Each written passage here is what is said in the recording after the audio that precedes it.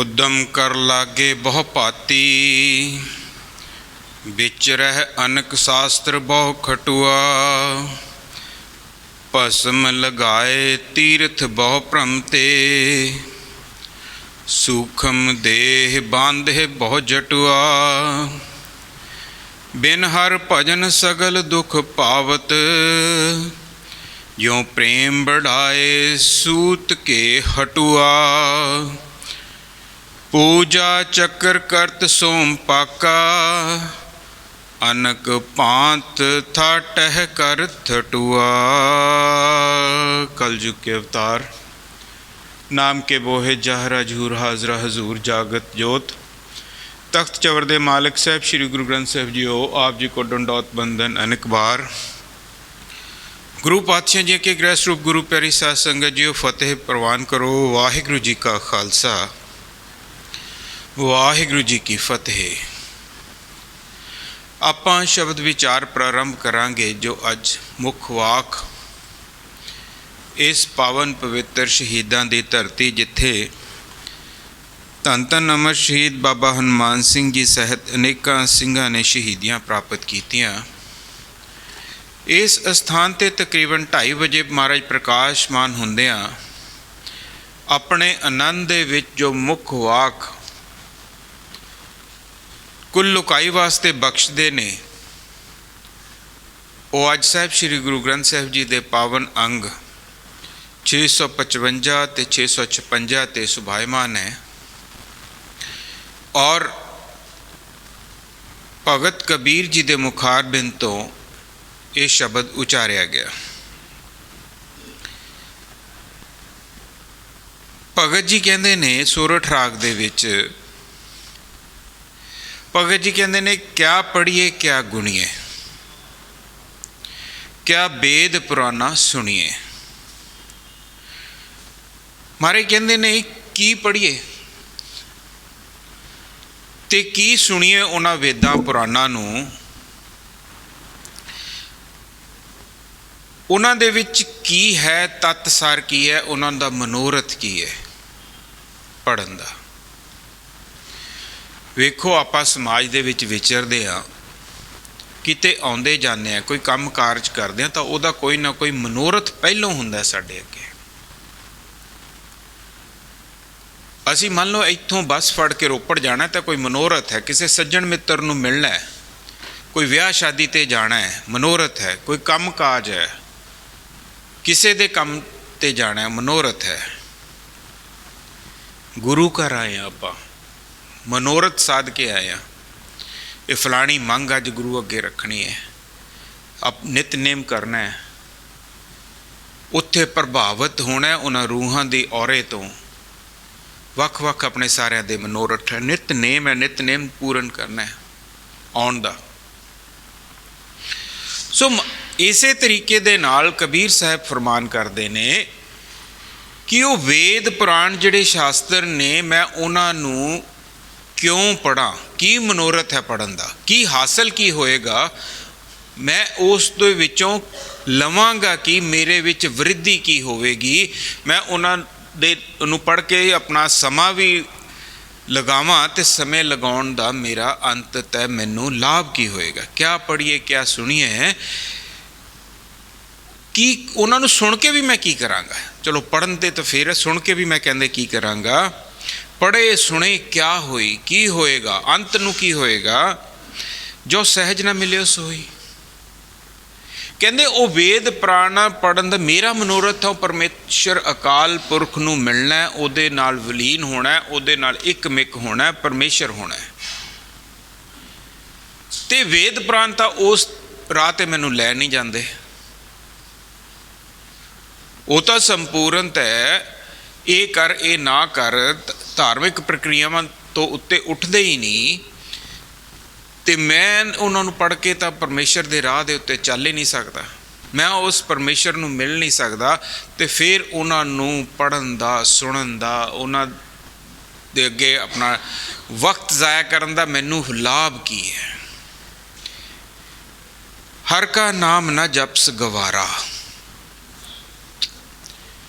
ਕਬੀਰ ਸਾਹਿਬ ਕਹਿੰਦੇ ਨੇ ਜਿਹਨੇ ਉਸ ਪ੍ਰਭੂ ਦਾ ਨਾਮ ਨਹੀਂ ਜਪਿਆ ਉਹ ਗਵਾਰ ਉਹਨੂੰ ਕਿਹਾ।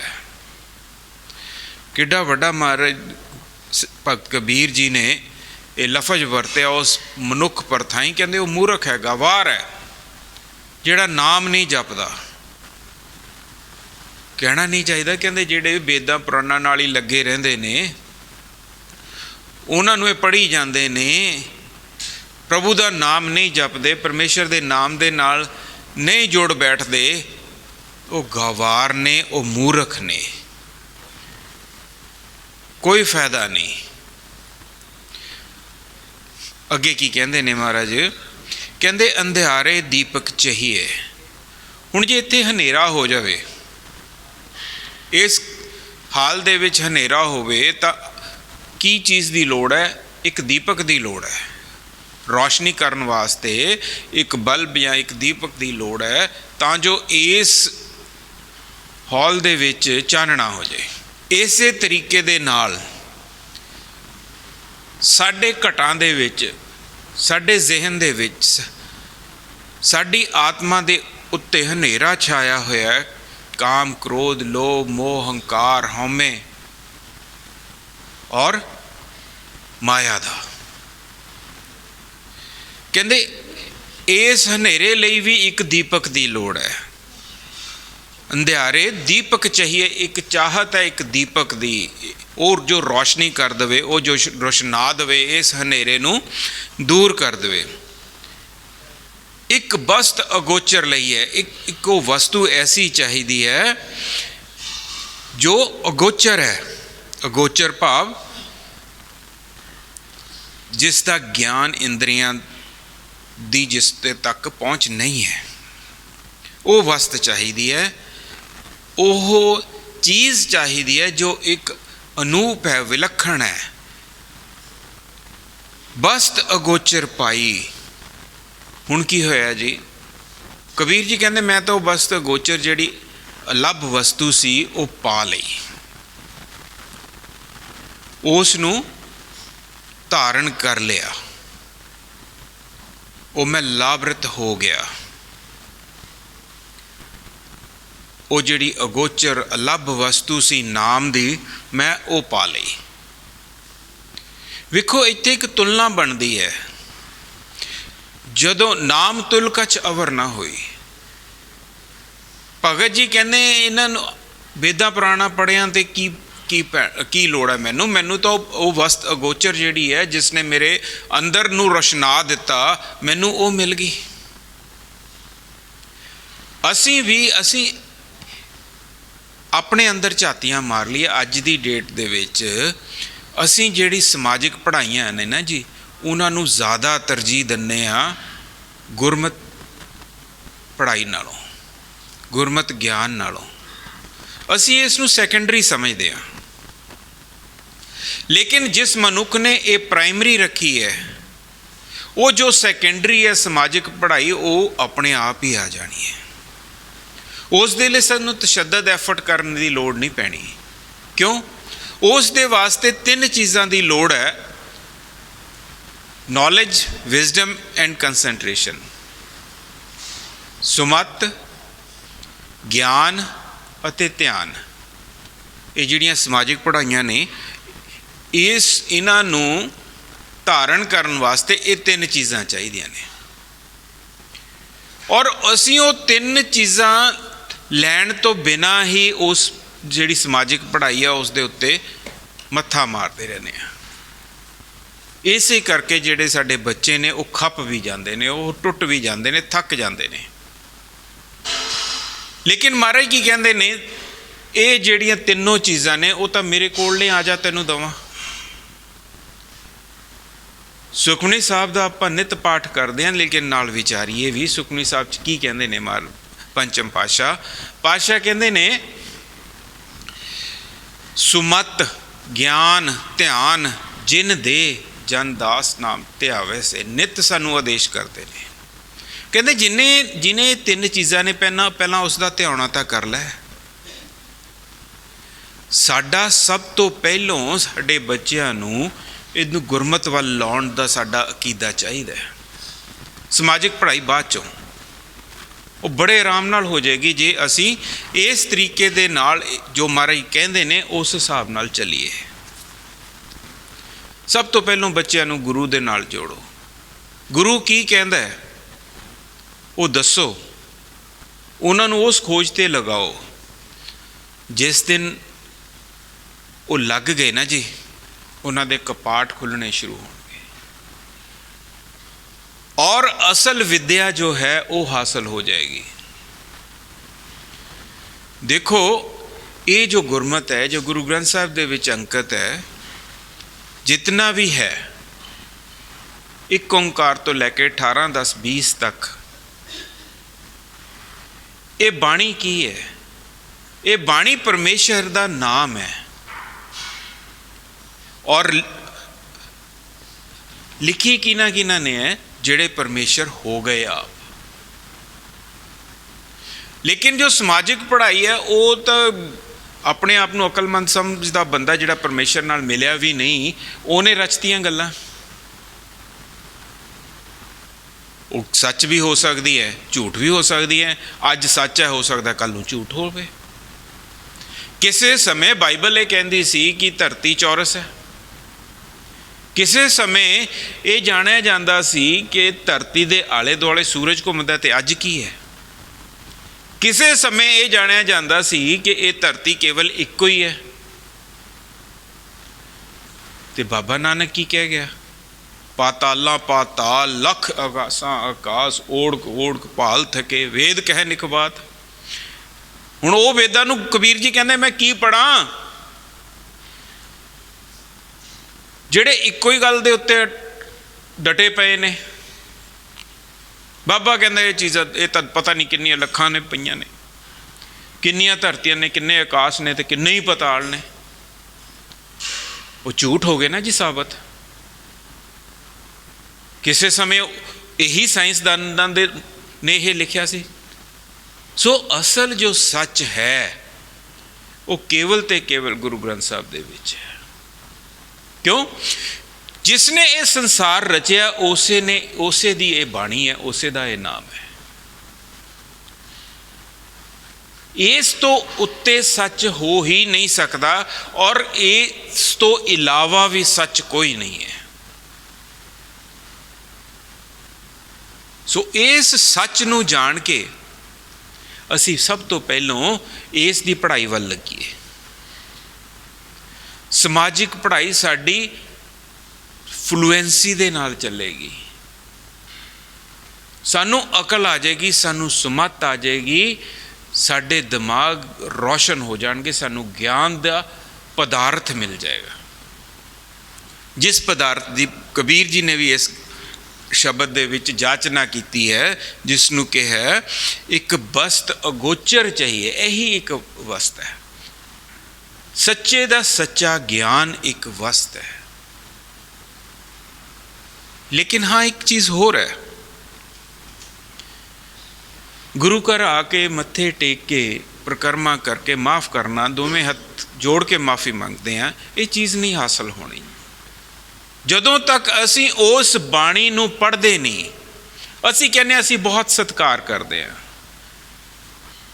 ਲੇਕਿਨ ਉਸ ਸਤਿਕਾਰ ਦਾ ਸਾਨੂੰ ਪਤਾ ਹੀ ਨਹੀਂ ਅਸੀਂ ਕਿਉਂ ਕਰਦੇ ਹਾਂ। ਉਹ ਹੈ ਕੀ? ਉਹਦੇ ਵਿੱਚ ਕੀ ਚੀਜ਼ ਹੈ?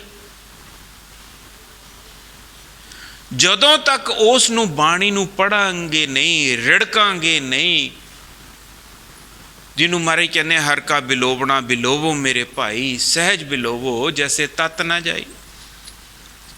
ਜਦੋਂ ਤੱਕ ਇਹ ਕੰਮ ਨਹੀਂ ਕਰਦੇ ਉਦੋਂ ਤੱਕ ਸਾਡਾ ਇੱਕ ਕਰਮ ਕਾਂਡ ਹੀ ਹੈ ਮਾਫ ਕਰਨਾ।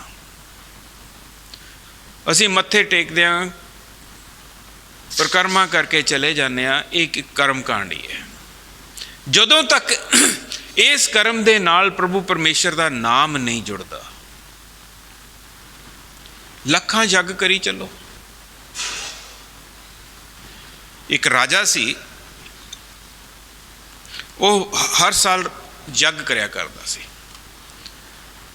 ਗਰੀਬਾਂ ਨੂੰ ਖਵਾਉਣਾ, ਕੋਈ ਭੁੱਖਾ ਨਹੀਂ ਸੀ ਛੱਡਦਾ। ਆਪਣੇ ਇਲਾਕੇ 'ਚ ਆਲੇ ਦੁਆਲੇ ਫੌਜਾਂ ਭਜਵਾ ਦਿੰਦਾ ਸੀ ਵੀ ਦੇਖੋ ਕੋਈ ਭੁੱਖਾ ਨਾ ਰਹਿ ਗਿਆ ਹੋਵੇ। ਸਾਰਿਆਂ ਯੱਗ ਕਰਦਾ ਸੀ। ਸੋਚਦਾ ਸੀ ਮੈਂ ਬੜਾ ਧਾਰਮਿਕ ਬੰਦਾ,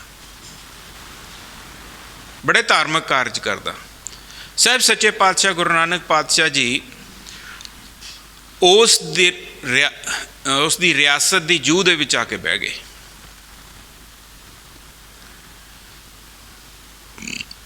ਰਾਜੇ ਦਾ ਯੱਗ ਚੱਲ ਰਿਹਾ ਹੈ। ਯੱਗ ਦੀ ਸੰਪੂਰਨਤਾ ਦੇ ਨੇੜੇ ਰਾਜੇ ਨੇ ਫਿਰ ਉਹੀ ਐਲਾਨ ਕੀਤਾ ਵੀ ਜਾਓ ਸਾਰੇ ਰਿਆਸਤ ਵਿੱਚ ਦੇਖ ਕੇ ਆਓ, ਕੋਈ ਰਹਿ ਤਾਂ ਨਹੀਂ ਗਿਆ। ਜਦੋਂ ਅਹਿਲਕਾਰ ਸਾਹਿਬ ਸ਼੍ਰੀ ਗੁਰੂ ਨਾਨਕ ਪਾਤਸ਼ਾਹ ਜੀ ਕੋਲ ਗਏ, ਨਾਲ ਬਾਬਾ ਜੀ ਦੇ ਭਾਈ ਸਾਹਿਬ ਭਾਈ ਮਰਦਾਨਾ ਜੀ ਤੇ ਭਾਈ ਸਾਹਿਬ ਭਾਈ ਬਾਲਾ ਜੀ ਬੈਠੇ ਨੇ ਆਪਣੇ ਆਨੰਦ ਦੇ ਵਿੱਚ। ਉਹਨਾਂ ਨੂੰ ਕਿਹਾ ਕਿ ਸਾਧੂ ਜਨ ਆਓ, ਰਾਜਨ ਨੇ ਯੱਗ ਕੀਤਾ, ਭੋਜਨ ਛਕ ਲਓ। ਸਾਹਿਬ ਸ਼੍ਰੀ ਗੁਰੂ ਨਾਨਕ ਪਾਤਸ਼ਾਹ ਜੀ ਕਹਿੰਦੇ ਕਿ ਭੋਜਨ ਅਸੀਂ ਤਾਂ ਛਕਾਂਗੇ ਜੇ ਰਾਜਾ ਸਾਨੂੰ ਖੁਦ ਲੈਣ ਆਏਗਾ। ਅਹਿਲਕਾਰਾਂ ਨੇ ਜਾ ਕੇ ਰਾਜੇ ਨੂੰ ਦੱਸਿਆ। ਰਾਜਾ ਕਹਿੰਦਾ ਠੀਕ ਹੈ, ਕੋਈ ਐਡੀ ਗੱਲ ਨਹੀਂ, ਮੈਂ ਚੱਲਦਾ, ਯੱਗ ਤਾਂ ਸੰਪੂਰਨ ਕਰਨਾ ਹੈ। ਰਾਜਾ ਗਿਆ। ਪਾਤਸ਼ਾਹ ਸਾਹਿਬ ਸ਼੍ਰੀ ਗੁਰੂ ਨਾਨਕ ਪਾਤਸ਼ਾਹ ਜੀ ਅੱਗੇ ਅਰਜ਼ੋਈ ਕੀਤੀ ਕਿ ਮਹਾਂਪੁਰਖੋ ਚੱਲੋ, ਪ੍ਰਸ਼ਾਦੇ ਛਕੋ। ਕਹਿੰਦੇ ਰਾਜਨ ਜ਼ਰੂਰ ਚੱਲਾਂਗੇ,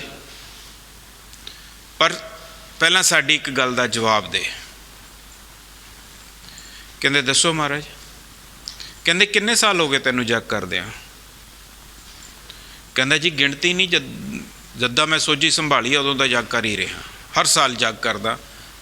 ਬੜੇ ਮਾਣ 'ਚ ਉਹਨੇ ਕਿਹਾ, ਕਿਸੇ ਨੂੰ ਭੁੱਖਾ ਨਹੀਂ ਰਹਿਣ ਦਿੰਦਾ। ਕਹਿੰਦੇ ਬਸ? ਕਹਿੰਦਾ ਹਾਂਜੀ। ਕਹਿੰਦੇ ਨਾਮ ਜਪਦਾ ਹੁੰਦਾ? ਪ੍ਰਭੂ ਪਰਮੇਸ਼ਰ ਰਾਮ ਦਾ ਨਾਮ ਲੈਂਦਾ ਹੁੰਦਾ? ਕਹਿੰਦਾ ਮੈਨੂੰ ਕੀ ਲੋੜ ਹੈ ਜੀ, ਮੈਂ ਐਡਾ ਜੱਗ ਕਰਦਾ, ਮੈਂ ਕੋਈ ਮਾੜਾ ਕੰਮ ਕਰਦਾ ਨਹੀਂ, ਕਿਸੇ ਨੂੰ ਭੁੱਖਾ ਰਹਿਣ ਨਹੀਂ ਦਿੰਦਾ, ਸਾਰਿਆਂ ਦੀ ਲੋੜਾਂ ਪੂਰੀਆਂ ਕਰਦਾ, ਮੈਨੂੰ ਨਾਮ ਲੈਣ ਦੀ ਕੀ ਲੋੜ ਹੈ? ਕਹਿੰਦੇ ਰਾਜਨ ਇੱਕ ਕਾਗਜ਼ ਤੇ ਕਲਮ ਲਿਆ। ਕਾਗਜ਼ ਕਲਮ ਮੰਗਵਾਈ ਗਈ।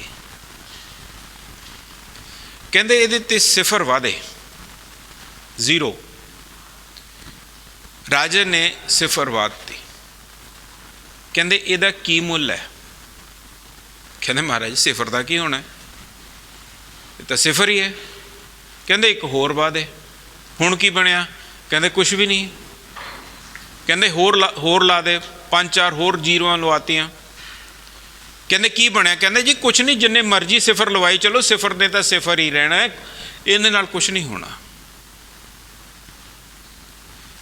ਕਹਿੰਦੇ ਰਾਜਨ ਜਿਹੜੇ ਤੂੰ ਜੱਗ ਕਰ ਰਿਹਾ ਨਾ, ਇਹ ਸਿਫਰਾਂ ਹੀ ਇਕੱਠੀਆਂ ਕਰ ਰਹੇ। ਕਹਿੰਦੇ ਹੁਣ ਇੱਕ ਕੰਮ ਕਰ, ਇਹ ਸਿਫਰਾਂ ਦੇ ਮੂਹਰੇ ਏਕਾ ਲਗਾ ਦੇ। ਜਦੋਂ ਰਾਜੇ ਨੇ ਏਕਾ ਲਗਾਇਆ, ਕਹਿੰਦੇ ਹੁਣ ਇਹਦੀ ਕੀਮਤ ਦੱਸ। ਕਹਿੰਦੇ ਜੀ ਇਹ ਤਾਂ ਇੰਨੀਆਂ ਸਿਫਰਾਂ ਨੇ, ਇਹ ਤਾਂ ਬੇਅੰਤ ਹੋ ਗਿਆ, ਇਹਦੀ ਤਾਂ ਗਿਣਤੀ ਨਹੀਂ। ਕਹਿੰਦੇ ਬਸ ਆਹੀ ਗੱਲ ਹੈ, ਜਦੋਂ ਤੂੰ ਨਾਮ ਆਪਣੀ ਸੇਵਾ ਦੇ ਨਾਲ ਲਗਾਇਆ ਉਦੋਂ ਇਸ ਦਾ ਮੁੱਲ ਪੈਣਾ ਹੈ, ਉਦੋਂ ਇਸ ਦਾ ਮੁੱਲ ਅਗਣਤ ਵੀ ਬਣਨ ਦੀ ਤਿਆਰੀ ਹੋ ਜਾਣੀ ਹੈ। ਲੇਕਿਨ ਉਸ ਤੋਂ ਪਹਿਲਾਂ ਇਹ ਸਾਰੀਆਂ ਚੀਜ਼ਾਂ ਸਿਫਰ ਨੇ, ਜ਼ੀਰੋ ਨੇ। ਮਾफ़ ਕਰਨਾ, ਖਿਮਾ ਕਰਨਾ, ਇਹ ਇਕੱਲੇ ਉਸ ਰਾਜੇ ਨੂੰ ਨਹੀਂ, ਪਰਥਾਏ ਸਾਖੀ ਮਹਾਂਪੁਰਖ ਬੋਲਦੇ ਸਾਂਝੀ ਸਗਲ ਜਹਾਨੇ। ਉਹ ਕੋਈ ਮਹਾਂਪੁਰਖ ਗੁਰੂ ਸਾਹਿਬਾਨਾਂ ਨੇ ਜਿਤਨੀਆਂ ਵੀ ਇਹ ਘਟਨਾਵਾਂ ਘਟੀਆਂ ਨੇ, ਇਹ ਇਕੱਲੇ ਉਸ ਵਾਸਤੇ ਨਹੀਂ, ਸਾਡੇ ਵਾਸਤੇ ਵੀ ਨੇ, ਸਾਂਝੀ ਸਗਲ ਜਹਾਨੇ। ਸਾਨੂੰ ਵੀ ਇਸ ਦਾ ਸੰਕੇਤ ਹੈ, ਤਾਕੀਦ ਹੈ।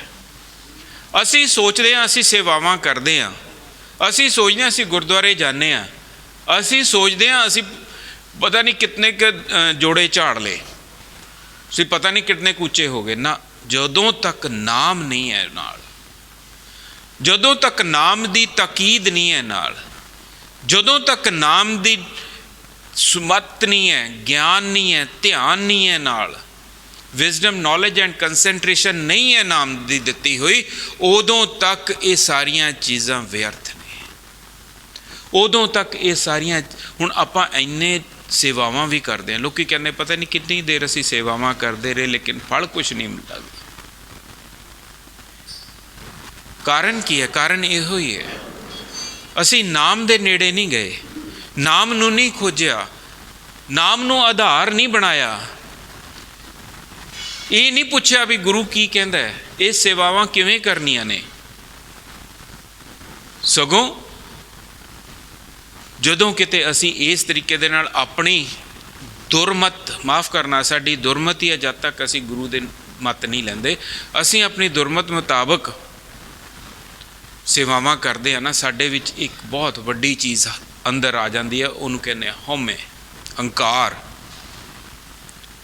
ਔਰ ਉਹ ਹੰਕਾਰ ਸਾਡੀ ਸ਼ਖਸੀਅਤ ਦਾ ਜਦੋਂ ਹਿੱਸਾ ਬਣ ਜਾਂਦਾ ਹੈ ਤਾਂ ਗੁਰੂ ਤੋਂ ਅਸੀਂ ਮਾਫ ਕਰਨਾ ਬਹੁਤ ਦੂਰ ਚਲੇ ਜਾਂਦੇ ਹਾਂ। ਇਸ ਤੋਂ ਬਿਹਤਰ ਤਾਂ ਇਹੋ ਹੀ ਸੀ ਕਿ ਅਸੀਂ ਸੇਵਾਵਾਂ ਨਾ ਕਰਦੇ, ਜਿੱਥੇ ਸੀਗੇ ਉੱਥੇ ਤਾਂ ਖੜੇ ਰਹਿੰਦੇ। ਸੋ ਸੇਵਾਵਾਂ ਤਾਂ ਹੀ ਸਫਲ ਨੇ ਜੇ ਗੁਰੂ ਦਾ ਨਾਮ ਵਿੱਚ ਹੈ, ਜੇ ਗੁਰੂ ਦਾ ਨਾਮ ਨਾਲ ਹੈ। ਉਹ ਸਾਨੂੰ ਬਾਰ-ਬਾਰ ਸਮਝਾਏਗਾ, ਨਾ ਸੱਜਣਾ ਐਦਾਂ ਨਹੀਂ ਕਰਨਾ, ਇਉਂ ਸੇਵਾਵਾਂ ਕਰਨੀਆਂ। ਇਸ ਜਗ੍ਹਾ ਦੇ ਵਿੱਚ ਸਾਨੂੰ ਸਿੱਖਿਆ ਮਿਲੇਗੀ ਸੇਵਾ ਕਰਨੀ ਕਿਵੇਂ ਹੈ। ਇੱਥੇ ਤਾਂ ਸਿਰਫ ਅਸੀਂ ਸਿੱਖਿਆ ਲੈਣ ਆਏ ਹਾਂ। ਇਹ ਸਾਡਾ ਸਕੂਲ ਹੈ, ਕਾਲਜ ਯੂਨੀਵਰਸਿਟੀ ਹੈ ਸਾਡੀ। ਇਹ ਇੰਪਲੀਮੈਂਟੇਸ਼ਨ ਗਰਾਊਂਡ ਨਹੀਂ ਹੈ, ਇਹ ਕਾਰਜ ਖੇਤਰ ਨਹੀਂ ਹੈ ਸਾਡਾ ਸੇਵਾ ਦਾ, ਇਹ ਸਿੱਖਿਆ ਦਾ ਖੇਤਰ ਹੈ। ਕਾਰਜ ਖੇਤਰ ਕਿੱਥੇ ਹੈ ਉਹ ਵੀ ਗੁਰੂ ਤੋਂ ਪੁੱਛੀਏ ਆਪਾਂ। ਮਾਰੇ ਕਹਿੰਦੇ ਨਾ ਗੁਰਦੁਆਰੇ ਹੋਏ ਸੋਝੀ ਪਾਏ ਸੀ, ਇੱਥੋਂ ਤਾਂ ਸੋਝੀ ਲੈਣੀ ਹੈ ਅਸੀਂ, ਤੇ ਸੇਵਾਵਾਂ ਫਿਰ ਕਰਨੀਆਂ ਕਿੱਥੇ ਨੇ? ਮਾਰੇ ਕਹਿੰਦੇ ਵਿੱਚ ਦੁਨੀਆ ਸੇਵ ਕਮਾਈਏ। ਆਪਾਂ ਸਕੂਲਾਂ 'ਚ ਪੜ੍ਹਦੇ ਹਾਂ ਨਾ, ਸਕੂਲਾਂ 'ਚ ਪੜ੍ਹ ਕੇ ਕਮਾਈ ਤਾਂ ਨਹੀਂ ਹੁੰਦੀ ਕਿਸੇ ਨੂੰ, ਸਿੱਖਿਆ ਹਾਸਲ ਹੁੰਦੀ ਹੈ ਕੇਵਲ। ਉਹ ਕੁਝ ਕਮਾਉਂਦਾ ਤਾਂ ਨਹੀਂ ਹੈ, ਧਨ ਦੌਲਤ ਸਕੂਲ ਦੇ ਵਿੱਚੋਂ ਤਾਂ ਮਿਲਦੀ ਨਹੀਂ ਨਾ, ਕਮਾਈ ਨਹੀਂ ਹੁੰਦੀ। ਸੋ ਮਹਾਰਾਜ ਇਸੇ ਤਰੀਕੇ ਕਹਿੰਦੇ ਵਿੱਚ ਦੁਨੀਆ ਸੇਵ ਕਮਾਈਏ। ਜਿਵੇਂ ਇੱਕ ਬੱਚਾ ਸਕੂਲ 'ਚ ਪੜ੍ਹ ਕੇ ਬਾਹਰ ਸਮਾਜ ਦੇ ਵਿੱਚ ਜਾ ਕੇ ਸੇਵਾਵਾਂ ਕਰਦਾ ਫਿਰ ਕਮਾਈ ਹੁੰਦੀ ਹੈ, ਉਸੇ ਤਰੀਕੇ ਇਸ ਗੁਰਦੁਆਰੇ ਦੇ ਵਿੱਚ ਸੇਵਾਵਾਂ ਸਿੱਖ ਕੇ ਜਦੋਂ ਅਸੀਂ ਬਾਹਰ ਦੁਨੀਆ ਦੇ ਵਿੱਚ ਉਹ ਸੇਵਾਵਾਂ ਵਰਤਾਵਾਂਗੇ ਨਾ, ਫਿਰ ਕਮਾਈ ਹੈ, ਫਿਰ ਅਸਲ ਕਮਾਈ ਹਾਸਲ ਹੋਣੀ ਹੈ, ਫਿਰ ਗੱਲ ਬਣਨੀ ਸ਼ੁਰੂ ਹੋਣੀ ਹੈ, ਉਦੋਂ ਪਹਿਲੋਂ ਨਹੀਂ। ਹੁਣ ਮੇਰੇ ਸਮੇਤ ਆਪਾਂ ਅੰਦਰ ਝਾਤੀਆਂ ਮਾਰ ਲਈਏ, ਅਸੀਂ ਤਾਂ ਚੱਲੇ ਹੀ ਨਹੀਂ, ਜਾਂ ਅਸੀਂ ਪਿੱਛੇ ਨੂੰ ਤੁਰ ਪਏ। ਹਉਮੈ ਹੰਕਾਰ ਦੇ ਅਸੀਂ ਉੱਪਰ ਆਪਣੇ ਪਰਦੇ ਚਾੜ ਲਏ। ਅੱਛਾ, ਹੁਣ ਹਉਮੈ ਹੰਕਾਰ ਵੀ ਕੀ ਕਰਦਾ? ਦੇਖੋ, ਕੱਲਾ ਇਹ ਸਾਨੂੰ ਆਤਮਿਕ ਤੌਰ ਤੇ ਪਿੱਛੇ ਨਹੀਂ ਲੈ ਜਾਂਦਾ। ਇਹ ਜਿਤਨੇ ਵਿਕਾਰ ਨੇ ਨਾ ਜੀ, ਇਹ ਸਾਡੇ ਸਰੀਰ ਨੂੰ ਵੀ ਤੰਗ ਕਰਦੇ ਨੇ। ਇਹ ਸਾਡੇ ਸਰੀਰ ਦੇ ਰੋਗਾਂ ਦੇ ਜਨਮਦਾਤੇ ਨੇ। ਅਸੀਂ ਬਲੱਡ ਪ੍ਰੈਸ਼ਰ, ਅਸੀਂ ਸ਼ੂਗਰ, ਅਸੀਂ ਹੋਰ ਅਨੇਕਾਂ ਤਰੀਕੇ ਦੇ ਜੋ ਬਿਮਾਰੀਆਂ ਨੇ ਸਰੀਰ ਨੂੰ, ਉਸ ਦੀ ਦਵਾਈ ਲੈਣ ਲਈ ਡਾਕਟਰ ਕੋਲ ਜਾਂਦੇ ਹਾਂ। ਅਸੀਂ ਜਦੋਂ ਡਾਕਟਰ ਸਾਹਿਬ ਕੋਲ ਜਾਂਦੇ ਹਾਂ ਤਾਂ ਸਾਨੂੰ ਉਹ ਦਵਾਈ ਦਿੰਦਾ ਹੈ ਕਿ ਉਹ ਸਾਡੇ ਰੋਗ ਜਗੜਾਂ ਤੋਂ ਚੱਕੇ ਜਾਂਦੇ ਨੇ। ਥੋੜ੍ਹੇ ਸਮੇਂ ਬਾਅਦ ਕਦੇ ਫਿਰ ਉਤਪੰਨ ਹੋ ਜਾਂਦੇ। ਨਾਲੇ ਬਲੱਡ ਪ੍ਰੈਸ਼ਰ, ਸ਼ੂਗਰ ਤਾਂ ਡਾਕਟਰ ਕਹਿੰਦਾ ਕਦੇ ਖਤਮ ਹੀ ਨਹੀਂ ਹੋਣਾ, ਤੇ ਦਵਾਈ ਸਾਰੀ ਉਮਰ ਲੈਣੀ ਪੈਣੀ ਹੈ। ਥਾਇਰਾਇਡ ਦੀ ਵੀ ਸਾਰੀ ਉਮਰ ਲੈਣੀ ਪੈਣੀ ਹੈ। ਕਈ ਰੋਗ ਨੇ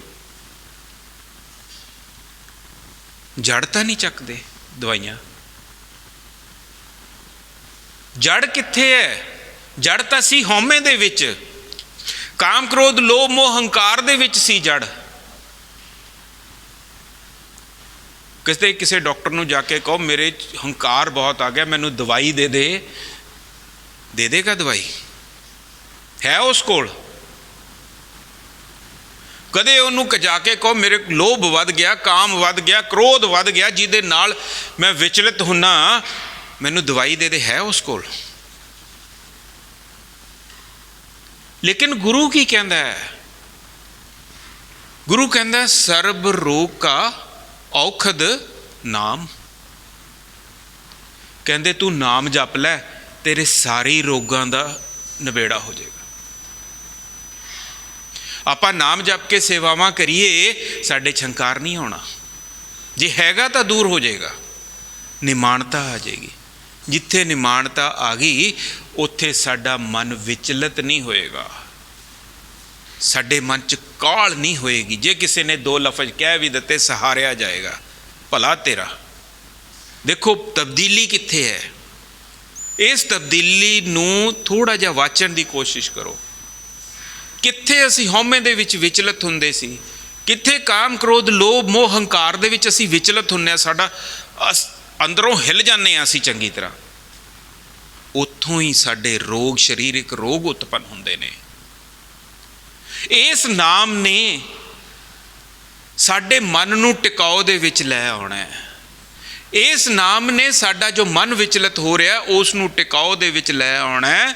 ਕਿਵੇਂ? ਕਾਮ ਕ੍ਰੋਧ ਲੋਭ ਮੋਹ ਹੰਕਾਰ ਨੂੰ ਕੰਟਰੋਲ ਵਿੱਚ ਲਿਆ ਕੇ। ਇਸ ਵਕਤ ਸਾਡਾ ਮਨ ਸਾਨੂੰ ਕੰਟਰੋਲ ਕਰ ਰਿਹਾ ਹੈ। ਸਾਨੂੰ ਕਹਿੰਦਾ ਗੁੱਸਾ ਕਰ, ਸਾਨੂੰ ਕਹਿੰਦਾ ਹੰਕਾਰ ਕਰ, ਸਾਨੂੰ ਕਹਿੰਦਾ ਲੋਭ ਕਰ, ਸਾਨੂੰ ਕਹਿੰਦਾ ਮੋਹ ਪਾ, ਕਾਮ 'ਚ ਆ ਜਾ। ਇਹ ਸਾਡਾ ਮਨ ਕਹਿ ਰਿਹਾ ਸਾਨੂੰ ਡਾਇਰੈਕਟ ਕਰ ਰਿਹਾ, ਸਾਨੂੰ ਡਰਾਈਵ ਕਰ ਰਿਹਾ ਹੈ। ਲੇਕਿਨ ਪਹੁੰਚਣਾ ਕਿੱਥੇ ਹੈ? ਪਹੁੰਚਣਾ ਅਸੀਂ ਮਨ ਨੂੰ ਡਰਾਈਵ ਕਰਨਾ ਹੈ।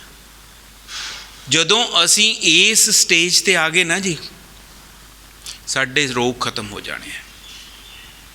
ਸਾਡਾ ਮਨ ਸਾਡੇ ਕੰਟਰੋਲ ਦੇ ਵਿੱਚ ਆ ਜਾਣਾ ਹੈ ਔਰ ਸਾਡਾ ਵਿਚਲਤਪਣਾ ਜੋ ਸਾਡੇ ਚਲਾਏਮਾਨ ਮਨ ਨੇ ਸਾਡੇ ਅੰਦਰ ਕ੍ਰੀਏਟ ਕੀਤਾ ਹੋਇਆ ਸੀ ਉਹ ਖਤਮ ਹੋ ਜਾਏਗਾ। ਟਿਕਾਓ ਦੇ ਵਿੱਚ ਮਨ ਆ ਗਿਆ, ਸਾਡੀ ਸ਼ਖਸੀਅਤ ਟਿਕਾਓ ਦੇ ਵਿੱਚ ਆ ਗਈ।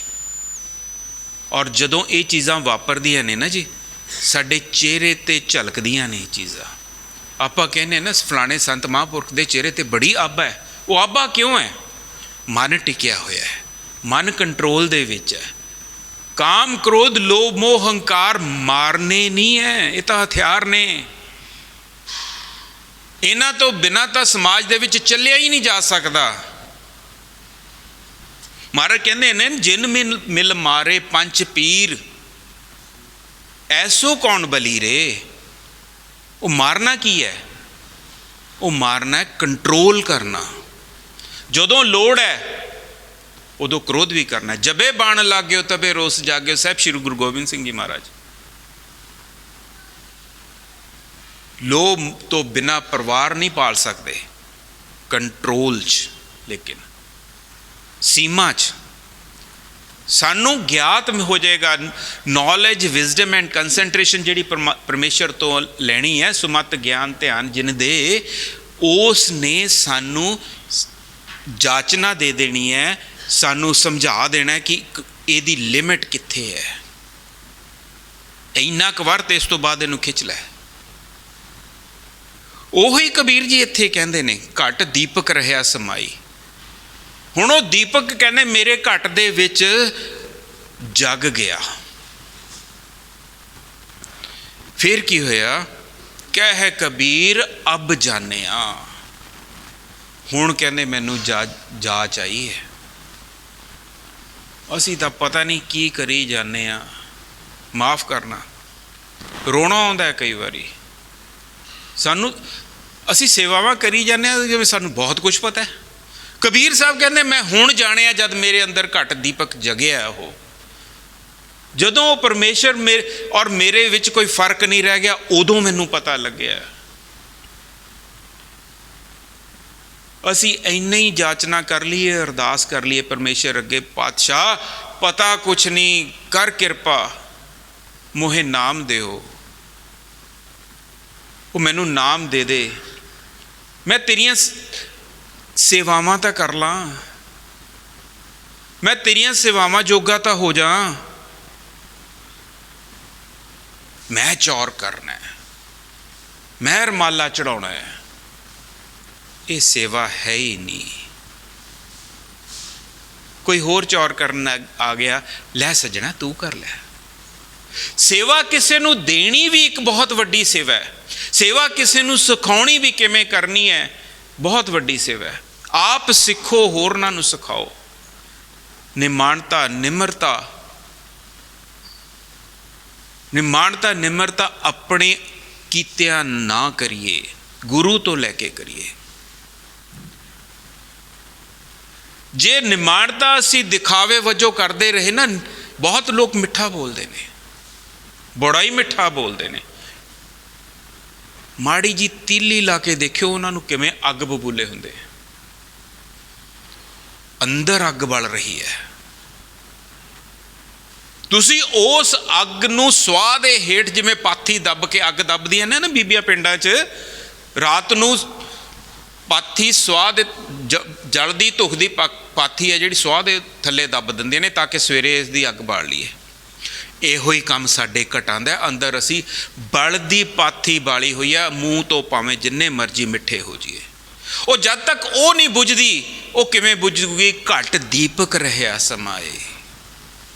ਉਹ ਜੋ ਦੀਪਕ ਦੀਵਾ ਜਦੋਂ ਨਾਮ ਦਾ ਅੰਦਰ ਜਗ ਗਿਆ ਨਾ, ਪਰਮੇਸ਼ਰ ਅਕਾਲ ਪੁਰਖ ਵਸ ਗਿਆ ਨਾ ਅੰਦਰ, ਜੋ ਫਿਰ ਉਸ ਅੱਗ ਨੇ ਬੁਝਣਾ। ਜਿੱਦਣ ਉਹ ਅੱਗ ਬੁਝੀ, ਆਪਣੇ ਆਪ ਹੀ ਤੁਹਾਡੇ ਮੁੱਖਾਂ ਦੇ ਉੱਤੇ ਨਿਮਾਣਤਾ ਆ ਜਾਣੀ ਹੈ। ਮੇਰੇ ਵਰਗਾ ਹੁਣ ਇੱਥੇ ਸਟੇਜ ਤੇ ਬੈਠਾ ਬਹੁਤ ਵਧੀਆ ਮਿੱਠਾ ਬੋਲਦਾ, ਬਾਹਰ ਜਾ ਕੇ ਕਿਸੇ ਨਾਲ ਤੂੰ ਮੈਂ ਹੋ ਗਈ ਸ਼ੁਰੂ, ਫਿਰ ਹਾਲ ਦੇਖਿਓ ਕੀ ਹੈ। ਇਹ ਅੰਦਰ ਅੱਗ ਹੈ। ਉਹ ਅੱਗ ਕਬੀਰ ਜੀ ਕਹਿੰਦੇ ਮੈਨੂੰ ਹੁਣ ਪਤਾ ਲੱਗਿਆ ਵੀ ਮੇਰੇ ਅੰਦਰ ਉਹ ਅੱਗ ਸੀ ਜਦੋਂ ਪਰਮੇਸ਼ਰ ਵਸਿਆ। ਜਬ ਜਾਣਿਆ ਤੋ ਮਨ ਮਾਨਿਆ, ਹੁਣ ਕਹਿੰਦੇ ਮਨ ਮੰਨ ਗਿਆ।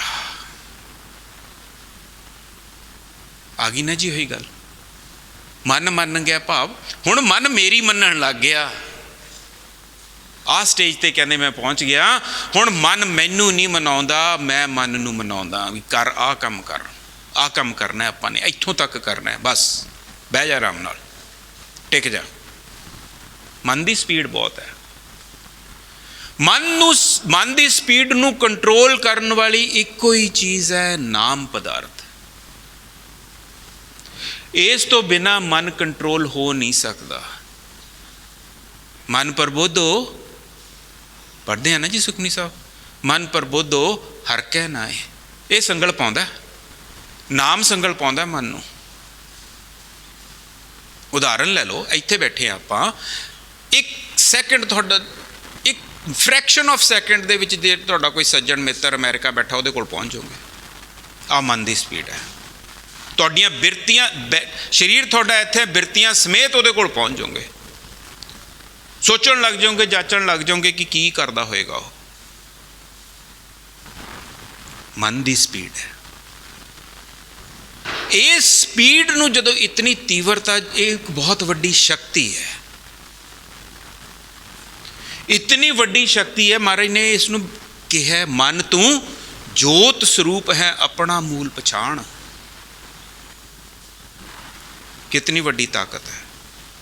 ਔਰ ਇਹ ਤਾਕਤ ਜਦੋਂ ਸੰਜੋਈ ਜਾਵੇ, ਖਿੰਡੀ ਪਈ ਹੈ ਨਾ ਜੀ, ਹੁਣ ਵੱਖ-ਵੱਖ ਗੱਲਾਂ ਵੱਲ ਖਿੰਡਦੀ ਹੈ, ਕਾਮ ਕ੍ਰੋਧ ਲੋਭ ਮੋਹ ਹੰਕਾਰ ਵੱਲ ਇਹ ਮਨ ਭਜਾਉਂਦਾ ਹੈ, ਸਾਨੂੰ ਖਿੰਡਿਆ ਪਿਆ।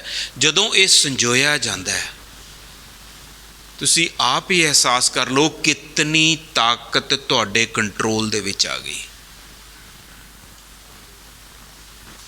ਆਹੀ ਫਰਕ ਹੈ ਜੀ ਆਪਣੇ ਔਰ ਮਹਾਂਪੁਰਖਾਂ 'ਚ। ਆਪਾਂ ਕਹਿੰਦੇ ਹਾਂ ਨਾ ਕਿ ਉਸ ਮਹਾਂਪੁਰਖ ਦੇ ਕੋਲ ਵਾਕ ਸਿੱਧੀ ਹੈ, ਬੜੀ ਤਾਕਤ ਹੈ, ਬੜੀ ਸ਼ਕਤੀ ਹੈ ਉਹਨਾਂ ਦੀ। ਆਹ ਮਨ ਦੀ ਸ਼ਕਤੀ ਹੈ। ਜਦੋਂ ਜਿੱਥੇ ਜ਼ਰੂਰਤ ਹੋਵੇ ਉਹਨੂੰ ਵਰਤ ਲੈਂਦੇ ਨੇ, ਅਜਾਈ ਨਹੀਂ ਜਾਣ ਦਿੰਦੇ। ਪਰਉਪਕਾਰ ਹਿੱਤ ਵਰਤਦੇ ਨੇ, ਉਸ ਨੂੰ ਭਲੇ ਵਾਸਤੇ ਕਿਸੇ ਦੇ ਵਰਤਦੇ ਨੇ। ਇਹ ਟਿਕਾਓ ਹੈ ਜੀ ਮਨ ਦਾ। ਇਹ ਮਿਲਣਾ ਸੁਮਤ ਗਿਆਨ ਧਿਆਨ, ਜਿਨ ਦੇ ਜਨ ਦਾਸ ਨਾਮ ਧਿਆਵੇ ਸੇ। ਕਬੀਰ ਸਾਹਿਬ ਅੱਗੇ ਕੀ ਕਹਿੰਦੇ ਨੇ? ਕਹਿੰਦੇ ਮਨ ਮਾਨੇ ਲੋਗ ਨਾ ਭਤੀਜੇ। ਕਹਿੰਦੇ ਇਸ ਚੀਜ਼ ਦੇ ਨਾਲ ਲੋਕਾਂ ਨੂੰ ਤਸੱਲੀ ਨਹੀਂ ਹੁੰਦੀ। ਕਿਵੇਂ? ਉਦਾਹਰਨ ਫੇਰ ਲਈਏ, ਪ੍ਰਮਾਣ ਦੇਣੇ ਜ਼ਰੂਰੀ ਨੇ ਕਿ ਬਿਨਾਂ ਪ੍ਰਮਾਣ ਨਾ ਸਿੱਧ ਅਤੇ ਸ਼ਾਸਤਰ ਦਾ ਸਿਰਲੇਖ ਹੈ। ਆਪਾਂ ਇੱਥੇ ਆਉਂਦੇ ਹਾਂ, ਮੰਗਾਂ ਮੰਨਦੇ ਹਾਂ, ਸਾਡਾ ਮਨ ਇਹੋ ਹੀ ਇਸ ਦੇ ਉੱਤੇ ਹੀ ਲੱਗਿਆ ਹੋਇਆ। ਕਿਸੇ ਨੂੰ ਬਾਹਰ ਜਾ ਕੇ ਪੁੱਛ ਲਓ ਜੀ, ਹਾਂਜੀ ਸਿੰਘ ਸ਼ਹੀਦਾਂ ਦੀ ਕੀ ਮਹਾਨਤਾ। ਮਹਾਰਾਜ ਇੱਕ ਵਾਰੀ ਅਰਦਾਸ ਕਰੋ ਤਾਂ ਸਹੀ, ਸਾਰੀਆਂ ਚੀਜ਼ਾਂ ਪੂਰੀਆਂ। ਕੀ ਚੀਜ਼ਾਂ? ਜੋ ਪਦਾਰਥ ਮੰਗੇ। ਆ ਵਪਾਰ ਕਰਨ ਆਉਂਦੇ ਹਾਂ ਅਸੀਂ ਗੁਰੂ ਘਰ। ਕਹਿੰਦੇ ਜੀ ਮੈਂ ਸੁਖਿਆ ਬਾਬਾ ਜੀ ਅੱਗੇ ਕਿ 40 ਦਿਨ ਆਊਂਗਾ, ਮੇਰੀ ਆ ਮੁਰਾਦ ਪੂਰੀ ਕਰ ਦੋ। ਹੋ ਗਈ ਜੀ ਪੂਰੀ, ਮੈਂ ਹੁਣ 40 ਦਿਨ। ਉਹ ਅਸੀਂ ਵਪਾਰ ਕਰਨ ਆਉਂਦੇ ਹਾਂ ਬਾਬਾ ਜੀ ਕੋਲ।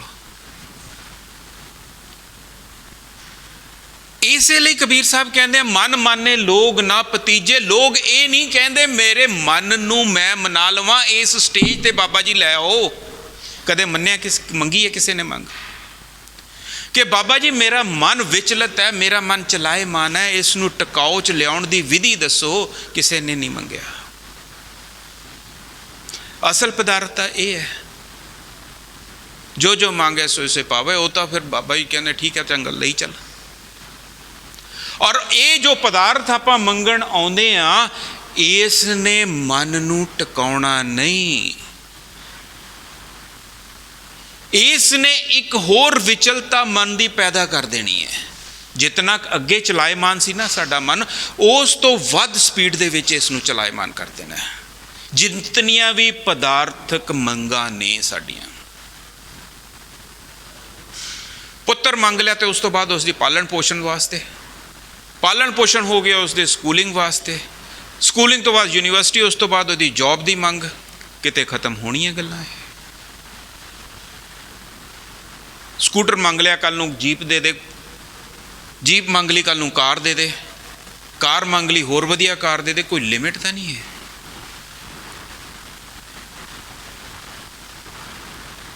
ਮਾਰੇ ਕਹਿੰਦੇ ਤੂੰ ਪੌੜੀਆਂ ਚੜ੍ਹ, ਪਰ ਕਿਹੜੀਆਂ ਪੌੜੀਆਂ? ਜਪਜੀ ਸਾਹਿਬ ਦਾ ਪਾਠ ਨਿਤ ਕਰਦੇ ਹਾਂ ਆਪਾਂ। ਕਹਿੰਦੇ ਏਤ ਰਾਹ ਪਤ ਪਵੜੀਆਂ ਚੜੀਏ ਹੋਏ ਇੱਕ ਈਸ। ਉਹਨੂੰ 21 ਨਹੀਂ ਪੜ੍ਹਨਾ ਆਪਾਂ ਨੇ, ਇੱਕ ਈਸ। ਉਹ ਜਿਹੜਾ ਇੱਕ ਈਸ਼ਵਰ ਹੈ ਉਹ ਹੋਣਾ ਹੈ, ਉੱਥੇ ਪਹੁੰਚਣਾ ਹੈ। ਉਹ ਪੌੜੀਆਂ ਚੜ੍ਹਨੀਆਂ ਨੇ। ਕਦੀ ਅਸੀਂ ਜਾਚਨਾ ਕੀਤੀ ਹੈ ਵੀ ਉਹ ਪੌੜੀਆਂ ਦੀ ਵੀ ਸਾਨੂੰ ਰਾਹ ਦਿਖਾ ਦੇ ਬਾਬਾ ਜੀ? ਬਾਬਾ ਜੀ ਉਹ ਪੌੜੀਆਂ ਤੇ ਚੜਾਉਣ ਦੀ ਸਾਨੂੰ ਕੋਈ ਵਿਉਂਤ ਦੱਸੋ, ਜਿਸ ਦੇ ਨਾਲ ਤੁਸੀਂ ਇੱਕਮਿਕ ਹੋਏ ਹੋ। ਉਹ ਸਾਨੂੰ ਵੀ ਉਹ ਪੌੜੀਆਂ ਦਾ ਰਾਹ ਦੱਸੋ। ਉਹ ਇੱਕ ਈਸ਼ਵਰ ਅਸੀਂ ਵੀ ਬਣ ਸਕੀਏ, ਜਿਸ ਕਾਰਨ ਅਸੀਂ ਆਏ ਹਾਂ। ਆਪਾਂ ਨੇ ਗੱਲ ਮਨੋਰਥ ਦੀ ਕੀਤੀ ਸੀ ਨਾ। ਭਗਤ ਕਬੀਰ ਜੀ ਨੇ ਸ਼ੁਰੂਆਤ ਦੇ ਵਿੱਚ ਕਿਹਾ ਹੈ ਕਿ ਮੈਂ ਵੇਦ ਪੁਰਾਣੇ ਕਿਉਂ ਪੜ੍ਹਾਂ? ਮਨੋਰਥ। ਸਾਡਾ ਇੱਥੇ ਆਇਆਂ ਦਾ ਮਨੋਰਥ ਹੈ।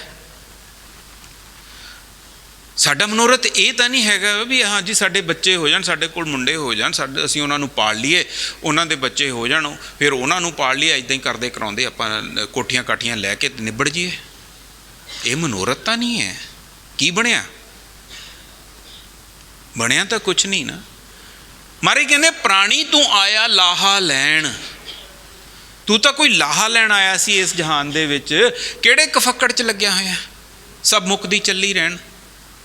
ਇਹ ਤਾਂ ਬੀਤ ਰਹੀਆਂ ਚੀਜ਼ਾਂ।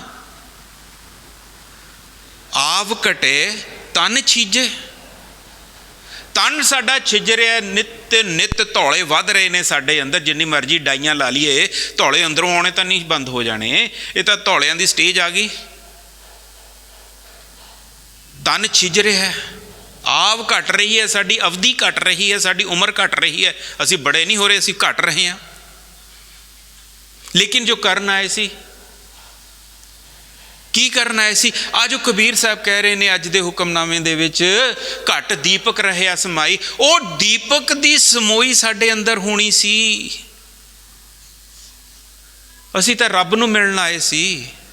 ਅਸੀਂ ਤਾਂ ਰੱਬ ਦੇ ਨਾਲ ਇੱਕ ਮਿਕ ਹੋਣ ਆਏ ਸੀ। ਸਤਿਗੁਰ ਕੀ ਬਾਣੀ ਸਤ ਸਰੂਪ ਹੈ, ਗੁਰਬਾਣੀ ਬਣੀਏ। ਮਹਾਰਾਜ ਕਹਿੰਦੇ ਗੁਰਬਾਣੀ ਬਣਨ ਆਏ ਸੀ ਤੁਸੀਂ। ਆਪਾਂ ਕਿੱਥੇ ਲੱਗ ਗਏ? ਕਿੱਥੇ ਖੱਚਤ ਹੋ ਗਏ?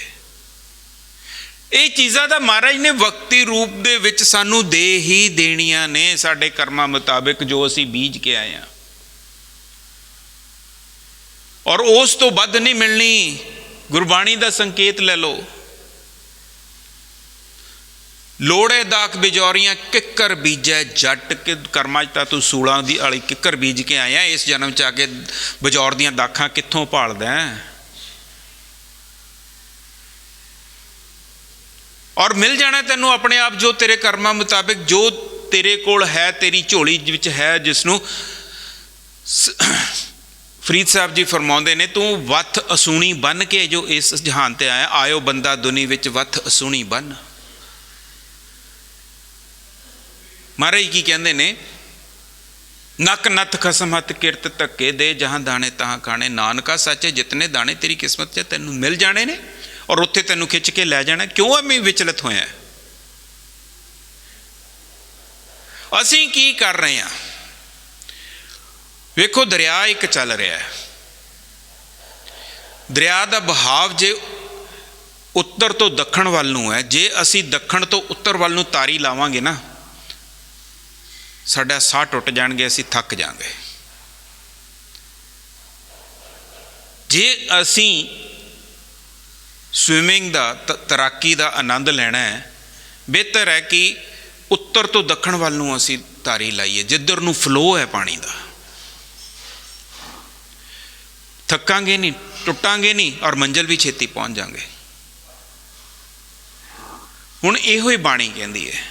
ਬਾਣੀ ਕਹਿੰਦੀ ਹੈ, ਤੂੰ ਪੁੱਠੇ ਪਾਸੇ ਨੂੰ ਨਾ ਜਾ, ਤੂੰ ਉਹ ਪਦਾਰਥਾਂ ਦੀ ਮੰਗ ਵੱਲ ਨਾ ਜਾ, ਤੂੰ ਪਦਾਰਥਾਂ ਦੀ ਖਿੱਚ ਵੱਲ ਨਾ ਜਾ। ਉਹ ਤਾਂ ਤੈਨੂੰ ਮੈਂ ਸਮੇਂ ਮੁਤਾਬਿਕ, ਤੇਰੇ ਕਰਮਾਂ ਮੁਤਾਬਿਕ ਜੋ ਤੂੰ ਬੀਜ ਕੇ ਆਇਆ ਤੈਨੂੰ ਦੇ ਹੀ ਦੇਣਾ। ਤੂੰ ਚੱਲ ਉਸ ਨਦੀ ਦੇ ਦਰਿਆ ਦੇ ਵਹਾਅ ਵਾਂਗ ਨਾਮ ਵੱਲ ਨੂੰ, ਪਰਮੇਸ਼ਰ ਵੱਲ ਨੂੰ।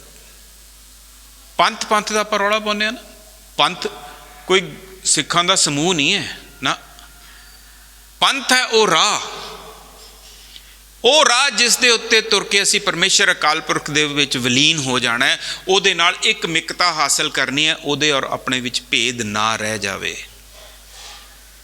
ਉਹ ਰਾਹ ਤੇ ਤੁਰਨਾ ਹੈ ਅਸੀਂ। ਔਰ ਇੱਕ ਹੋਰ ਕਮਾਲ ਦੀ ਗੱਲ ਦੇਖੋ, ਮਹਾਰਾਜ ਕਹਿੰਦੇ ਹਾਸਲ ਤਾਂ ਤੇਰੇ ਐਫਰਟਸ ਨਾਲ ਵੀ ਨਹੀਂ ਹੋਣੀ। ਸੇਵ ਨਾ ਮਿਲਿਓ, ਘਾਲ ਨਾ ਮਿਲਿਓ, ਮਿਲਿਓ ਆਏ ਚਿੰਤਾ। ਹੁਣ ਆ ਵੀ ਕਿੱਥੇ ਫਸਾਤਾ ਮਹਾਰਾਜ ਨੇ? ਕਹਿੰਦੇ ਸੇਵਾਵਾਂ ਨਾਲ ਨਹੀਂ ਮਿਲਣਾ। ਮੈਂ ਇਹ ਨਾ ਸੋਚੀ ਪਾਠ ਕਰੀ ਜਾਏਗਾ, ਮੈਂ ਮੇਰੇ ਉੱਤੇ ਸਾਨ ਕਰੇਗਾ, ਮੈਂ ਮਿਲ ਜੂ ਤੈਨੂੰ, ਨਾ। ਕਹਿੰਦੇ ਤੂੰ ਸੇਵਾਵਾਂ ਕਰੇਗਾ, ਤੂੰ ਨਾਮ ਜਪੇਗਾ, ਨਾਮ ਅੰਦਰ ਤੇਰੇ ਵਸੇਗਾ, ਮਨ ਤੇਰਾ ਨੀਵਾਂ ਹੋਏਗਾ, ਨਿਮਾਣਤਾ ਤੇਰੇ ਵਿੱਚ ਆਏਗੀ, ਤੂੰ ਮੇਰੇ ਅੱਗੇ ਜਾਚਨਾ ਕਰੇਗਾ ਤਾਂ ਮੈਂ ਕਿਰਪਾ ਕਰੂੰਗਾ। ਗੁਰਸਿੱਖ ਏਕ ਪੈਂਡਾ ਚਾਏ ਚੱਲ, ਇੱਕ ਕਦਮ ਅਸੀਂ ਚੱਲਣਾ ਹੈ, ਸਿਰਫ ਆਹੀ ਕਦਮ ਚੱਲਣਾ ਹੈ। ਪਰਮੇਸ਼ਰ ਮੈਂ ਨਾਮ ਜਪਣ ਜੋਗਾ ਨਹੀਂ, ਮੈਨੂੰ ਨਾਮ ਜਪਾ ਲੈ। ਮੇਰੇ ਅੰਦਰ ਨਾਮ ਨਹੀਂ ਵਸਦਾ, ਮੇਰੇ ਅੰਦਰ ਨਾਮ ਵਸਾ ਦੇ। ਮੈਨੂੰ ਨਾਮ ਦੀ ਕਣੀ ਦੀ ਸੋਝੀ ਨਹੀਂ ਪੈਂਦੀ, ਕਿਣਕਾ ਏਕ ਜਿਸ ਜੀ ਬਸਾਵੈ, ਉਸ ਖੇਡ ਤੇ ਲੈ ਆ ਮੈਨੂੰ। ਅਰਦਾਸ, ਇਹ ਅਰਦਾਸਾਂ ਜਦੋਂ ਕਰਨੀਆਂ ਨੇ ਨਾ ਜੀ, ਫਿਰ ਉਹ ਕਰੋੜ ਪੈਂਡਾ ਅੱਗੇ ਆ ਕੇ ਲੈਂਦਾ ਹੈ। ਕੋਟ ਪੈਂਡਾ ਆਗੇ ਹੋਏ ਲੇਤ ਹੈ, ਬਾਂਹ ਫੜਦਾ। ਫਿਰ ਕਹਿੰਦਾ ਚੱਲ ਰੇ ਬੈਕੁੰਠ ਤੁਝੇ ਲੈ ਤਾਰੂ। ਬਾਣੀ ਕਹਿੰਦੀ ਹੈ। ਫਿਰ ਉਹ ਬਾਂਹ ਫੜ ਕੇ ਕਹਿੰਦਾ ਚੱਲ ਮੈਂ ਤੈਨੂੰ ਹੁਣ ਤਾਰਨਾ।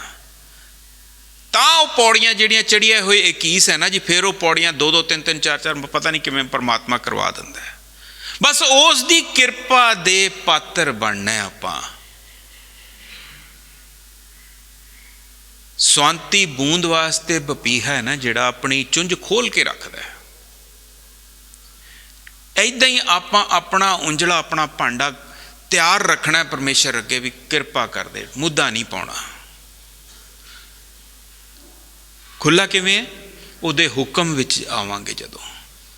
ਮੁੱਦਾ ਕਿਵੇਂ ਹੈ? ਆਪਣੀ ਮਤ ਮੁਤਾਬਿਕ ਚੱਲਾਂਗੇ। ਸਿੱਧੇ ਪੈਣ ਦੀ ਤਾਕੀਦ ਸਾਹਿਬ ਸ਼੍ਰੀ ਗੁਰੂ ਅਰਜਨ ਪਾਤਸ਼ਾਹ ਜੀ ਨੇ ਸਾਨੂੰ ਬੜੇ ਪਿਆਰ ਨਾਲ ਦਿੱਤੀ ਹੈ। ਮਹਾਰਾਜ ਕਹਿੰਦੇ ਹਾਰ ਪਰੇ ਸੁਆਮੀ ਕੇ ਦੁਆਰੇ ਦੀਜੈ ਬੁੱਧ ਵਿਵੇਕਾ। ਬਸ ਹਮੇਸ਼ਾ ਇਹ ਚੀਜ਼ ਅੰਦਰ ਵਸੀ ਰਹੇ। ਉਹਦੇ ਅੱਗੇ ਜਦੋਂ ਆਉਂਦੇ ਹਾਂ ਢਹਿ ਕੇ ਵੀ ਮੈਨੂੰ ਵਿਵੇਕ ਬੁੱਧ ਅਕਲ ਸਮਤ ਗਿਆਨ ਧਿਆਨ ਦੇ ਦੇ, ਤਾਂ ਜੋ ਮੈਂ ਤੇਰਾ ਨਾਮ ਜਪ ਸਕਾਂ, ਤਾਂ ਜੋ ਤੇਰੇ ਨਾਮ ਦੇ ਨਾਲ ਇੱਕਮਿਕ ਹੋ ਸਕਾਂ। ਇਹ ਅਰਦਾਸ ਦੇ ਨਾਲ ਆਪਾਂ ਜੁੜਨਾ ਹੈ। ਇਸ ਤੋਂ ਬਿਨਾਂ ਸਾਡੀ ਅਰਦਾਸ ਹੋਣੀ ਹੀ ਨਹੀਂ ਚਾਹੀਦੀ। ਅੱਗੇ ਮਹਾਰਾਜ ਕੀ ਕਹਿੰਦੇ ਨੇ? ਮਹਾਰਾਜ ਕਹਿੰਦੇ, ਕਬੀਰ ਸਾਹਿਬ ਕਹਿੰਦੇ, ਨਾ ਭਤੀਜੈ ਤੋ ਕਿਆ ਕੀਜੈ। ਜੇ ਲੋਕ ਇਸ ਚੀਜ਼ ਨੂੰ ਨਹੀਂ ਮੰਨਦੇ ਕਿ ਮੇਰਾ ਮਨ ਮੇਰੇ ਕੰਟਰੋਲ ਵਿੱਚ ਆ ਜਾਵੇ, ਮੈਨੂੰ ਜੋ ਕੰਟਰੋਲ ਕਰੀ ਫਿਰਦਾ ਹੈ ਉਸ ਦੀ ਬਜਾਏ ਮੈਂ ਆਪਣੇ ਕੰਟਰੋਲ 'ਚ ਉਸ ਨੂੰ ਲੈ ਲਵਾਂ, ਮਨ ਨੂੰ, ਇਸ ਸਟੇਜ ਦੇ ਉੱਤੇ ਮੈਂ ਆ ਜਾਵਾਂ। ਇਸ ਦੀ ਜਾਚਨਾ, ਇਸ ਦੀ ਲੋੜ ਔਰ ਇਸ ਦੀ ਅਰਦਾਸ ਵਿੱਚ ਜੇ ਉਹ ਨਹੀਂ ਆਉਂਦੇ ਤਾਂ ਮੈਂ ਕੁਝ ਨਹੀਂ ਕਰ ਸਕਦਾ। ਕਬੀਰ ਸਾਹਿਬ ਕਹਿੰਦੇ ਇਸ ਜਾਚਨਾ, ਇਸ ਲੋੜ ਦੇ ਉੱਤੇ ਆਉਣਾ ਹੀ ਪੈਣਾ ਹੈ। ਜਿਹੜੇ ਨਹੀਂ ਆਉਂਦੇ ਫਿਰ ਪਰਮੇਸ਼ਰ ਨੂੰ ਵੀ ਉਸ ਦੀ ਪਰਵਾਹ ਨਹੀਂ ਹੈ। ਪਰਮੇਸ਼ਰ ਵੀ ਉਹਨਾਂ ਦਾ ਕੁਝ ਨਹੀਂ ਕਰ ਸਕਦਾ ਜੇ ਉਹ ਬੰਦਾ ਆਪ ਨਾ ਆਪਣਾ ਕੁਝ ਕਰਨਾ ਚਾਹੇ। ਇੱਥੇ ਇੰਨੀ ਇਹ ਇੰਡੀਪੈਂਡੈਂਸ ਹੈ ਸਾਨੂੰ। ਇਸ ਜਹਾਨ ਤੇ ਜਦੋਂ ਪਰਮੇਸ਼ਰ ਨੇ ਸਾਨੂੰ ਭੇਜਿਆ ਨਾ ਜੀ, ਸਾਨੂੰ ਚੰਗਾ ਮੰਦਾ ਸਾਨੂੰ ਰਾਹ ਉਹਨੇ ਦਰਸਾਤਾ ਕਿ ਵੀ ਇਸ ਤਰੀਕੇ ਦੇ ਨਾਲ ਤੂੰ ਚੱਲਣਾ ਹੈ। ਹੁਣ ਜੇ ਅਸੀਂ ਪੁੱਠੇ ਪਾਸੇ ਨੂੰ ਚੱਲਾਂਗੇ ਨਾ, ਇਹ ਸਾਡੀ ਮੱਤ ਹੈ, ਸਾਨੂੰ ਉਹਨੇ ਇੰਡੀਪੈਂਡੈਂਸ ਦੇ ਦਿੱਤੀ ਵੀ ਤੂੰ ਕਰ ਜੋ ਕਰਨਾ ਹੈ। ਹੁਣ ਜੇ ਤਾਂ ਉਹਦੇ ਕਹੇ ਮੁਤਾਬਿਕ ਚੱਲਾਂਗੇ ਫਿਰ ਤਾਂ ਉਹਦੀ ਹਾਸਲਤਾ ਹੋ ਜਾਏਗੀ, ਫਿਰ ਤਾਂ ਉਸ ਦੇ ਵਿੱਚ ਵਲੀਨਤਾ ਹੋ ਜਾਏਗੀ, ਫਿਰ ਤਾਂ ਅਸੀਂ ਆਉਣ ਜਾਣ ਦੇ ਚੱਕਰਾਂ 'ਚੋਂ ਨਿਬੇੜਾ ਕਰ ਲਾਂਗੇ। ਜੇ ਅਸੀਂ ਫਿਰ ਆਪਣੀ ਮੱਤ ਦੇ ਮੁਤਾਬਿਕ ਚੱਲਦੇ ਰਹੇ, ਆਉਣ ਜਾਣ ਦੇ ਗੇੜੇ ਚੱਲਦੇ ਹੀ ਰਹਿਣੇ ਨੇ, ਨਿਬੜਨੇ ਨਹੀਂ। ਚੰਗੇ ਕਰਮ ਕਰਾਂਗੇ, ਚੰਗੇ ਦੇ ਘਰ ਜਨਮ ਲੈ ਲਾਂਗੇ, ਮੁੜ ਕੇ ਮਾੜੇ ਕਰਮ ਕਰਾਂਗੇ, ਮਾੜਿਆਂ ਦੇ ਜਨਮ ਲੈ ਲਾਂਗੇ। ਇਹ ਕਰਮਾਂ ਨੇ ਸਾਡਾ ਛੁਟਕਾਰਾ ਨਹੀਂ ਕਰਾਉਣਾ। ਔਰ ਸਨਾਤਨ ਮਤ ਜ਼ਿਆਦਾਤਰ ਇਸੇ ਪਿੱਛੇ ਲੱਗੀ ਹੋਈ ਹੈ। ਕਰਮ ਥਿਊਰੀ ਦੇ ਉੱਤੇ ਹੀ, ਕਰਮ ਥਿਊਰੀ ਉਹਨਾਂ ਦੀ ਪ੍ਰਧਾਨ ਹੈ। ਕ੍ਰਿਸਚੀਅਨਿਟੀ ਕਰਮ ਥਿਊਰੀ ਪ੍ਰਧਾਨ ਹੈ, ਨਾਮ ਦੀ ਗੱਲ ਹੀ ਨਹੀਂ। ਉਸ ਨਾਮ ਨੇ ਜਿਸ ਨੇ ਵਲੀਨਤਾ ਕਰਾਉਣੀ ਹੈ, ਉਸ ਦਾ ਕੰਸੈਪਟ ਹੀ ਨਹੀਂ ਹੈ। ਹੁਣ ਆਪਾਂ ਆਨੰਦ ਸਾਹਿਬ 'ਚ ਕੀ ਪੜ੍ਹਦੇ ਹਾਂ? ਇਹ ਮੈਂ ਨਹੀਂ ਕਹਿ ਰਿਹਾ, ਪਰਮੇਸ਼ਰ ਅਕਾਲ ਪੁਰਖ ਸਾਹਿਬ ਆਪ ਫਰਮਾਉਂਦੇ ਨੇ। ਕੀ ਕਹਿੰਦੇ ਨੇ? ਵੇਦਾਂ ਮੈਂ ਨਾਮ ਉੱਤਮ, ਸੋ ਸੁਣੇ ਨਹੀਂ, ਫਿਰੈ ਜਿਉ ਬੇਤਾਲਿਆ। ਬੇਤਾਲੇ ਵਾਂਗ, ਪਾਗਲਾਂ ਵਾਂਗ ਫਿਰਦਾ, ਕਿਉਂਕਿ ਜੋ ਵੇਦਾਂ ਨੇ ਕਿਹਾ ਕਿ ਨਾਮ ਉੱਤਮ ਹੈ ਉਹ ਤਾਂ ਸੁਣਦਾ ਹੀ ਨਹੀਂ, ਕਰਮਕਾਂਡ ਵਿੱਚ ਲੱਗਿਆ ਹੋਇਆ। ਆ ਉਪਾਏ ਕਰ ਲੋ, ਆ ਉਪਾਅ ਕਰ ਲੋ, ਇਹਨਾਂ ਹੀ ਕੰਮਾਂ ਵਿੱਚ ਲੱਗਿਆ। ਇਸ ਨੇ ਕੁਛ ਨਹੀਂ ਕਰਾਉਣਾ। ਜੋ ਹੋਆ ਹੋਵਤ ਸੋ ਜਾਣੈ, ਪ੍ਰਭ ਆਪਣੇ ਕਾ ਹੁਕਮ ਪਛਾਣੈ। ਜੋ ਹੋਣਾ ਹੈ ਨਾ ਉਹ ਹੋ ਕੇ ਰਹਿਣਾ ਹੈ। ਪਰਮੇਸ਼ਰ ਅਕਾਲ ਪੁਰਖ ਦੀ ਕੀਤੀ ਨੂੰ ਟਾਲ ਨਹੀਂ ਅਸੀਂ ਸਕਦੇ, ਕਿਉਂਕਿ ਸਾਡੇ ਕਰਮਾਂ ਮੁਤਾਬਿਕ ਉਸ ਨੇ ਸਾਡਾ ਜੀਵਨ ਬਣਾਉਣਾ ਹੈ। ਜੇ ਕੋਈ ਸਜ਼ਾ ਦੇਣੀ ਹੈ ਤਾਂ ਉਹ ਸਾਨੂੰ ਮਿਲ ਕੇ ਹੀ ਰਹਿਣੀ ਹੈ। ਇਹ ਕਿਸੇ ਦੇ ਕੀਤੇ ਉਪਾਇਆਂ ਨਾਲ ਪਰਮੇਸ਼ਰ ਆਪਣਾ ਕਾਰਜ ਬਦਲ ਦੇਗਾ? ਸਵਾਲ ਹੀ ਪੈਦਾ ਨਹੀਂ ਹੁੰਦਾ। ਸ਼ਿਵ ਜੀ ਨੂੰ ਧਿਆ ਲਓ ਜੀ, ਕਿਉਂ? ਜਿਨ੍ਹਾਂ ਨੇ ਸ਼ਿਵ ਜੀ ਨੂੰ ਧਿਆਇਆ ਹੈ, ਕਿ ਉਹਨੂੰ ਮੌਤ ਨਹੀਂ ਆਈ? ਸ਼ਿਵ ਜੀ ਤਾਂ ਉਹਦਾ ਇੱਕ ਚੇਲਾ ਹੈ। ਜਪਜੀ ਸਾਹਿਬ ਆਪਾਂ ਨਿਤ ਪੜ੍ਹਦੇ ਹਾਂ, ਏਕਾ ਮਾਈ ਜੁਗਤ ਵਿਆਈ, ਤਿੰਨ ਚੇਲੇ ਪ੍ਰਵਾਨ, ਇੱਕ ਸੰਸਾਰੀ ਇੱਕ ਭੰਡਾਰੀ, ਇੱਕ ਲਾਏ ਦੀ ਬਾਣ। ਨਾਮ ਦੇ ਦਿੱਤੇ ਮਹਾਰਾਜ ਨੇ। ਆਨੰਦ ਸਾਹਿਬ ਪੜ੍ਹ ਲਓ। शिव सख्त आप उपाय कह करता, आपे हुक्म वरताए, हुक्म वरताए आप वेख्या, गुरमुख किसे बुझाए। ਉਹ शिव जी ਨੂੰ ਧਿਆ ਕੇ ਕੀ ਕਰ ਲਓਗੇ? ਹੁਕਮ ਤਾਂ ਉਸ ਪਰਮੇਸ਼ਰ ਦਾ ਜਿਹੜਾ शिव जी ਦਾ ਮਾਲਕ ਹੈ। ਕਿੱਥੇ ਟਲ ਜੂਗਾ ਹੁਕਮ? ਐਵੇਂ ਪੜਤਾਂ ਦੇ ਪਿੱਛੇ ਲੱਗੇ ਪਏ ਆ ਆਪਾਂ, ਆਹ ਕਰਾ ਲਈਏ, ਉਹ ਕਰਾ ਲਈਏ, ਹਵਨ ਕਰਾ ਲਈਏ, ਉਪਾਏ ਕਰਾ ਲਈਏ। ਨਹੀਂ ਹੋਣੇ, ਬਿਲਕੁਲ ਨਹੀਂ ਹੋਣੇ। ਦਿਮਾਗਾਂ 'ਚੋਂ ਸਿਰੇ ਤੋਂ ਹੀ ਕੱਢ ਦੋ। जे किते कोई असर होना हुंदा ना तां साहिब सच्चे पातशाह बाणी च लिख जाते भी भाई करा लिया करो पंडितां तो उपाय। लेकिन वो की कह रहे हैं, वो तो ये कह रहे हैं शिव सकत आप उपायक है। ये शक्ति उस परमेश्वर दी है जिहड़ी शिव नूं दत्ती है लैता करन दी, और वो टाल नहीं सकता इसनूं। शिव सकत आप उपायक है, करता आपे हुक्म करता है, ਉਹਦਾ हुक्म वो आप दिंदा है। पंडित की कर लूगा? पंडित छोड़ो, शिव जी कुछ नहीं कर सकता। और शिव जी भी एक नहीं पता नहीं किन्ने लखां हो चुके ने। ये तो परमेश्वर ने अपने कामकार लिए लाए हुए ने, टल जूगा? नहीं टाल सकता। 3 चेले प्रवान, चेला अपने परमेश्वर अपने गुरु का हुक्म टाल सकता है? पॉसीबल है? जपजी साहब नित पढ़ते हैं, 3 चेले प्रवान, चेले ने परमेश्वर अकाल पुरख दे। क्यों इन्हों रब बनी बैठे, क्यों इन्हों की पूजा करते हैं? लोड़ नहीं है, पूजा करो केवल अकाल दी, परमेश्वर दी। उस दा नाम ते आओ, ऊंचे उपर ऊंचा ना, जो उस तो भी ऊंचा, जो उस नूं बनाउण जोग है। जैसा सेविए तैसा होए। महाराज की बाणी कहते शिव जी नूं आराधी कर जाओगे उहदे वर्गे बन जाओगे, किसी माता नूं आराधोगे उहदे वर्गे बन जाओगे, परमेश्वर नूं आराधोगे परमेश्वर बन जाओगे। महाराज कहते तू परमेश्वर बनन आया है, अब ब्रह्मा विष्णु महेश नहीं बनना आया तू। सो जो अज दा हुक्म कहता है कि पढ़न सुनन नाल कुछ नहीं होना, जिस पढ़न सुनन ने परमेश्वर अकाल पुरख दे विच वलीनता नहीं कराउणी। सो ये फालतू दे जिहड़े फलसफे ने, वेद पुराण सिमरत शास्त्र जो भी हैं, सानू उन्हां दे नेड़े जाण दी लोड़ नहीं, क्योंकि साडा फलसफा जो साहिब सच्चे पातशाह ने गुरु साहिब श्री गुरु ग्रंथ साहिब जी दे रूप दे विच नाम उत्तम बाणी सानू दे दिती है। ये बाणी जी प्रगट हुई है। प्रगट की हुंदा है? तुसी तुहाडे घर दे विच कोई चीज़ है गुआची हुई है, अखों परोखे, वो बाई चांस तुहानू मिल गई, वो प्रगट होगी। सो ये बाणी प्रगट कीती है पातशाह ने। ये बाणी ऑलरेडी इत्थे सी, लेकिन सरगुण रूप दे विच प्रगट करके महाराज ने सानू बख्श दिती। ये नहीं कि बाणी पहला है नहीं सी, बाणी सी, वो प्रगट कीती है पातशाह ने, गुरु साहबाना ने वो प्रगट कीती है।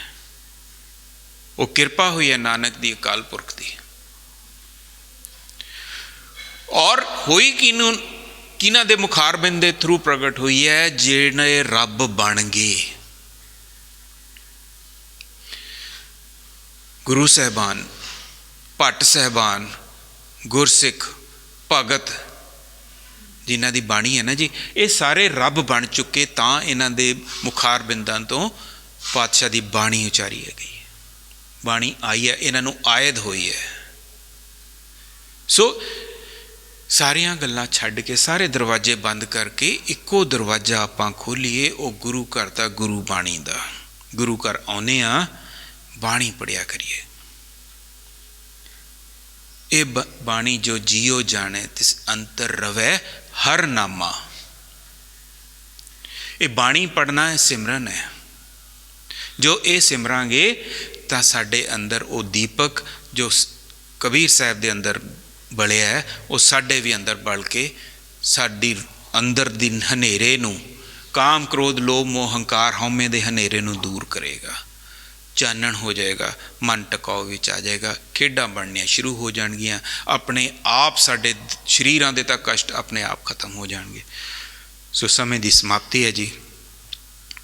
आप जी दे विच पातशाह साहब श्री गुरु दी बाणी ਔਰ ਬਾਣੀ ਦੀ ਵਿਚਾਰ ਕਰਦਿਆਂ ਅਨੇਕਾਂ ਪ੍ਰਕਾਰ ਦੀਆਂ ਗਲਤੀਆਂ ਭੁੱਲਾਂ ਬੇਅਦਬੀਆਂ ਹੋ ਗਈਆਂ ਜੀ। ਅਣਜਾਣ ਨਾ ਸਮਝ ਅਤੇ ਬੇਸੂਝ ਬੱਚਾ ਸਮਝ ਕੇ ਖਿਮਾ ਕਰ ਦੇਣਾ। ਅੱਗੋਂ ਵਾਸਤੇ ਸੁੱਧ ਸਪਸ਼ਟ ਬਾਣੀ ਪੜ੍ਹਨ ਵਿਚਾਰ ਕਰਨ ਦਾ ਬਲ ਉਦਮ ਸਮਰੱਥਾ ਪਾਤਸ਼ਾਹ ਕੋਲੋਂ ਬਖਸ਼ ਕੇ ਲੈ ਦੇਣਾ। ਸੋ ਨਾ ਵਿਚਰਦਾ ਹੋਇਆ ਆਪ ਜੀ ਦੇ ਵਿੱਚ ਖਿਮਾ ਦਾ ਜਾਚਕ ਹਾਂ। ਫਤਿਹ ਪ੍ਰਵਾਨ ਕਰੋ ਜੀ। ਵਾਹਿਗੁਰੂ ਜੀ ਕਾ ਖਾਲਸਾ, ਵਾਹਿਗੁਰੂ ਜੀ ਕੀ ਫਤਿਹ।